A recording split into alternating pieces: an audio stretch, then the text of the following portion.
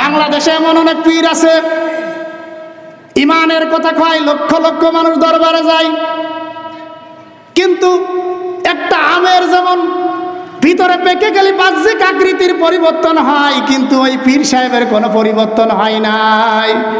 এই কথা ঠিক কিনা বলেন? মুখে নাই দাড়ি, চোখে পরে গুন্ডাদের মতো কালো চশমা, এরকম পীর বাংলাদেশে আছে না নাই? এরা ধোঁকাবাজ, এরা মুমিনদেরকে ধোঁকা দিচ্ছে, ঠিক কিনা বলেন? এরা মুমিনদেরকে ধোঁকা দিচ্ছে, এরা ইমানের কথা বলে মুমিনদেরকে ধোঁকা দিচ্ছে। এই ধোঁকাবাজদের কবলে পড়া যাবে না, ঠিক কিনা?